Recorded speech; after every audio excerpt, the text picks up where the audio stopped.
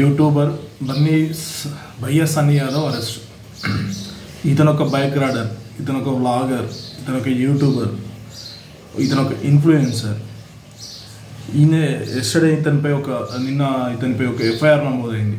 అసలు దీని కారణాలు ఏంది, ఎందుకు ఎఫ్ఐఆర్ చేయాల్సిందో ఒకసారి వివరాల్లోకి వెళ్దాం. ఇతను గత కొన్ని సంవత్సరాలుగా యూట్యూబ్ ప్లాట్ఫామ్ పై అండ్ ఇన్స్టాగ్రామ్, టెలిగ్రామ్ పైన ఇతను ఒకటి ఇన్ఫ్లుయెన్సర్గా చేరాడు. ఇతను మోటో బైక్ రైడర్, బైక్పై తిరుగుతూ వివిధ ప్రదేశాలను చూపిస్తూ సబ్స్క్రైబర్స్ని వింత లోకంలోకి తీసుకెళ్తుంటాడు. సో ఈయన అరెస్ట్ కావడానికి కారణం బెట్టింగ్ యాప్స్, లోన్ యాప్స్. ఇతను ఒక బెట్టింగ్ ఒక మాఫియా ప్రపంచంలోకి ఈయన ఇరుక్కోవడమే కాకుండా ఇతనితో పాటు భారతదేశంలో ఉన్న యువతను కూడా ఈ బెట్టింగ్ యాప్లోకి లాగుతున్నాడు. ఎలాగంటే, నా ఛానల్లో చేరండి, 300 రూపీస్ కట్టి ఛానల్లో చేరండి, మీకు ఎండ్ ఆఫ్ ద డే వచ్చేసరికి 1000 రూపాయలు గెలుచుకోండి, మీరు 200 రూపాయలు పెట్టండి, 1000 రూపాయలు గెలుచుకోండి.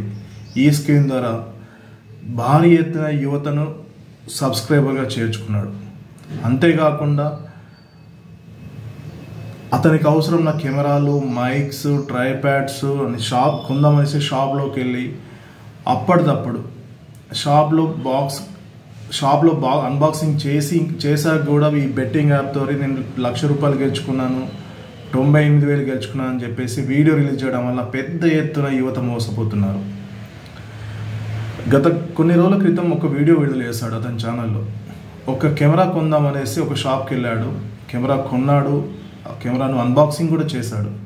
కానీ బిల్లు చెల్లించాల్సిన టైంలో నేను ఎలా చెల్లిస్తానో చూడండి అని చెప్పేసి ఆ వీడియో రికార్డ్ చేశాడు.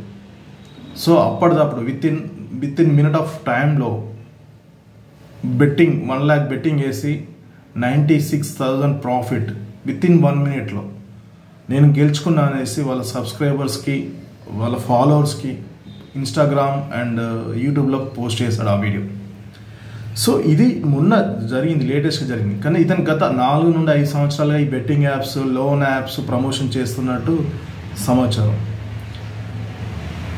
సో దాదాపుగా ఇతను 30 నుంచి 50 కోట్ల వరకు ఈ బెట్టింగ్ యాప్స్ ద్వారా సంపాదించాడనేసి సమాచారం. ఇతని వలన చాలా కుటుంబాలు రోడ్డున పడ్డాయి. ఇతను ఒక్కడే కాదు, చాలామంది యూట్యూబర్స్ ఉన్నారు, చాలా పెద్ద ఇన్ఫ్లుయెన్స్ ఉన్నారు దీనిలో.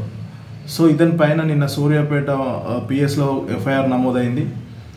అయితే ఈ అవేర్నెస్ ఈ మధ్య ఇది చర్చకు రావడానికి కారణం మన IPS Sajjanar sir, RTC chairman గారు దీనిపైన అవగాహన రావాలి, దీనిపైన అందరికి తెలియాలి అనేసి ఎక్స్లో పోస్ట్ పెడుతూ వస్తున్నారు.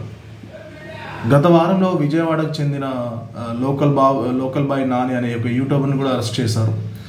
అతను కూడా నేను చదివింది 2వ తరగతి, నాకేమీ తెలియదు, నేను ఒకరు చెప్తే నేను చేశాను అనేసి అతను కూడా ఇలాగే 1 కాదు 2 కాదు చాలాసార్లు సందర్భాల్లో చెప్పాడు. కానీ అసలు విషయం ఏంటంటే, అతను చదివింది 2వ తరగతి అయినా కానీ అతని ఆస్తి 40 కోట్లు. అతని ఆస్తి అక్రమంగా ఈ యాప్స్ ప్రమోషన్ ద్వారా వచ్చిన ఆస్తి 40 కోట్లు. సో ఇంకా 2వ తరగతి, నాకు చదువు లేదు, నేను వేలి ముద్రగానే అని చెప్తే జనాలు నమ్మరు, చట్టం అసలే నమ్మదు. సో అతను గత వారం అరెస్ట్ అయ్యి జైల్లో ఉన్నాడు. అతని పైన భారత సంహిత చట్టం ప్రకారం అతని పైన పలు సెక్షన్ల కింద కేసు పెట్టారు.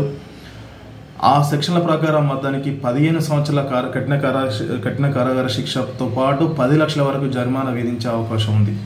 ఇక భయ్యా సన్నీ యాదవ్ విషయానికి వస్తే, ఇతనే కాకుండా ఇతని తమ్ముని పేరు మీద ఒక అకౌంటు, ఇతని తండ్రి గారి పేరు మీద ఒక అకౌంట్ యూట్యూబ్ ప్లస్ ఇన్స్టాగ్రామ్, వాటిపైన ఒక ఛానల్ ఓపెన్ చేసి వాటి ద్వారా కూడా ప్రమోషన్ చేయడం, భారీ ఎత్తున యువత మోసపోవడం. నాకు తెలిసిన ఒక 2 సంఘటనలు మీకు చెప్తాను. ఒక సంఘటన, 23 ఏళ్ళ అబ్బాయి బీటెక్ చదివి హైదరాబాద్లో జాబ్ సర్చింగ్ కొరకు వచ్చేసి జాబ్ సర్చింగ్ చేస్తూ ఇతని వీడియోస్ అట్రాక్ట్ అయ్యి ఇతను ఏదైతే జాయినింగ్ ఫీజు 300, 500 అట్లా కట్టేసి తర్వాత అలాగే ఇతను కట్టేసుకుంటూ పోతుంటే దాదాపుగా 70 నుంచి 80 లక్షల రూపాయలు అప్పు చేశాడు. అది కూడా సొంత డబ్బు కాదు, వాళ్ళ అమ్మ నాన్న ఊర్లో ఉంటారు, అతను చదివింది బీటెక్, వాళ్ళకు ఉంది 2 ఎకరాలు అంతే, 2 ఎకరాల వరకు ల్యాండ్ ఉంది. పెద్ద ఎత్తున నష్టపోయారు. ఆ విషయం కూడా ఎవరికి చెప్పుకోలేదు. ఆ విషయం ఎక్కడ వరకు వెళ్ళింది, సూసైడ్ వరకు వెళ్ళింది. ఏం చేశారంటే 70 లక్షలు బెట్టింగ్ యాప్లో పోగొట్టుకున్నాను. అది కూడా ఎలాగా 5%, 10% వరకు ఇంట్రెస్ట్ తీసుకొచ్చాడు. అటు ఫైనాన్స్ నుంచి వేధింపులు, ఇటు తల్లిదండ్రులకి ఏం చెప్పాలో తెలియదు, భవిష్యత్ పైన బెంగ, అప్పటికే అప్పులు చేసిన తల్లిదండ్రులు, వాళ్ళ భూమి అమ్మినా కూడా సగం అప్పు తీరదు. వాళ్ళకున్న 2 ఎకరాలు అమ్మినా కూడా ఆయన చేసిన అప్పులో సగం కూడా తీరదు. మన బయ్యస్ అని అది చెప్తాడు, కెమెరా షాప్లోకి వెళ్ళి వితిన్ 1 minute 1 lakh రూపాయలు నేను సంపాదించిన అంటే ఎంతమంది నాశనం అవుతుంది జీవితాలు, ఎంతమంది. ఒక్కసారి యువత ఆలోచించండి, బెట్టింగ్ యాప్స్ జోలికి వెళ్ళకండి. మీరు కష్టపడింది ఏది రాదు, కష్టపడిన సొమ్మే మీ దగ్గర ఉంటుంది. ఇలాంటి ప్రమోషన్ ద్వారా, ఫేక్ ప్రమోషన్ ద్వారా మీరు మీ జీవితాన్ని కోల్పోకండి. రెండవ సంఘటన, ఒక లెక్చరర్, ఒక ప్రైవేట్ లెక్చరర్ మంత్లీ 30,000 to 40,000 వస్తుంది. వాళ్ళ మిస్సెస్ కూడా లెక్చరరే. ఆ మేడంకి కూడా 30 to 35, ఇద్దరిది కలిపి కూడా 1 lakh రూపాయలు శాలరీ. బాబు 2 పిల్లలు. వాళ్ళు హైదరాబాద్లోనే ఉంటున్నారు. ఈ హైదరాబాద్లో ఈ శాలరీ సరిపోదనేసి ఈజీ మనీకి అలవాటు పడి బెట్టింగ్ యాప్ అని బంగారం లోన్, గోల్డ్ లోన్ తీసుకోవడం, మార్గేషన్ లోన్ తీసుకోవడం, పర్సనల్ లోన్ తీసుకోవడం, క్రెడిట్ కార్డ్ లోన్ తీసుకొని ఇవన్నీ కూడా బెట్టింగ్ యాప్లో పెట్టి లాస్ట్కు లోన్ యాప్స్లలో కూడా లోన్ తీసుకున్నారు. ఆ లోన్ యాప్స్లో లోన్ తీసుకొని కూడా 1 నెల రోజులు గడవక ముందే వాళ్ళ వేధింపులు భరించలేక 4 సూసైడ్ చేసుకున్నారు.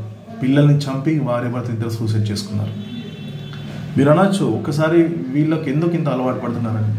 First time or second time or third time వీళ్ళు తక్కువ అమౌంట్లో పెడుతున్నారు కాబట్టి, 100, 200 పెడుతున్నారు కాబట్టి వాళ్ళకి ప్రాఫిట్ చూపిస్తున్నారు. 100 పెట్టిన వాళ్ళకి 1000 ఇస్తున్నారు, 1000 పెట్టిన వాళ్ళకు 10,000 ఇస్తున్నారు. వన్స్ 10,000, 50,000 దాటడంతో, 1,00,000 రూపాయలు దాటడంతో ఇంకా వాళ్ళ ఊబిలోకి చిక్కుపోయినట్టే.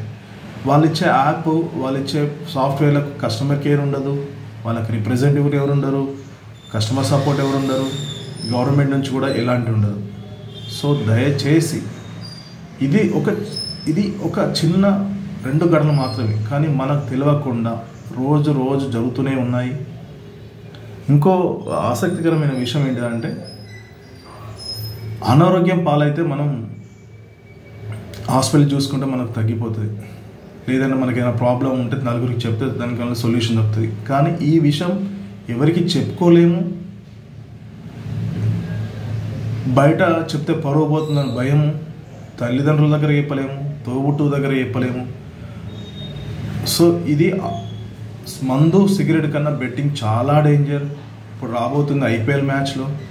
దయచేసి బెట్టింగ్కు దూరంగా ఉండండి. మీరు మీ వ్యక్తిగత కెరీర్ పైన దృష్టి పెట్టండి. మీరు కష్టపడండి, డబ్బు ఆటోమేటిక్గా అదే వస్తుంది. ప్రమోషన్ చేయాలి, కానీ చాలామంది యూట్యూబర్స్ వాళ్ళు వివిధ శారీస్ అనేసి, షాప్స్ ప్రమోషన్ అనేసి, ఫుడ్ బిజినెస్ అనేసి ఇలా ప్రమోషన్ చేస్తున్నారు, వాళ్ళు ఎర్న్ చేస్తున్నారు. కానీ బెట్టింగ్ యాప్స్, లోన్ యాప్స్ ఇవి చేయడం పరమ దరిద్రం. ఇంకా ఈ బయ్యస్ అని యాదవ్ విషయంలో ఏంటంటే వాళ్ళ ఫ్యామిలీ కూడా ఇన్వాల్వ్ అయిందని చాలా బాధాకరమైన విషయం. వాళ్ళ తమ్ముడు, డాడీ, మమ్మీ ఇదే విషయం పైన గతంలో మన నాన్ వేషనాలు లాస్ట్ ఇయర్ చాలాసార్లు హెచ్చరించాడు, కానీ యువత అర్థం చేసుకోలేదు. ఏదైనా అట్రాక్షన్ అయిపోతున్నారు, కానీ ఆలోచించి నిర్ణయం తీసుకోలేకపోతున్నారు. ఈజీ మనీకి అలవాటు పడుతున్నారు. దయచేసి బెట్టింగ్ యాప్స్కి దూరంగా ఉండండి. ఇలాంటి ప్రమోషన్ చేసే వాళ్ళకి మరీ దూరంగా ఉండండి. ఇప్పుడు ఇదే ఇంతమంది బయ్యస్ అని యాదవ్ ఇంటి ముందుకు ధర్నా చేస్తే వాళ్ళ పరిస్థితి ఏంటి? ఇప్పుడు వీళ్ళను ముంచేస్తున్నారు. అతను మాత్రం దగ్గర చెప్తున్నారు, వైఎస్ అని యాదవ్ 30 నుంచి 50 కోట్ల మధ్యలో ఈ బెట్టింగ్ యాప్స్ ద్వారానే సంపాదించాలని వినికిడి. ఇంకా అది ఎంత అమౌంట్ అనేది బయటికి రాలేదు. నిన్న మాత్రం సూర్యాపేట PSలో కేసు నమోదైంది. మరి అది అరెస్ట్ అయిందా కాలేదా ఇంకా తెలియాల్సి ఉంది. దయచేసి ఇలాంటి వారిని ఎంకరేజ్ చేయకండి. అలాంటి వారిని సమాజానికి దూరంగా ఉంచండి. Thank you.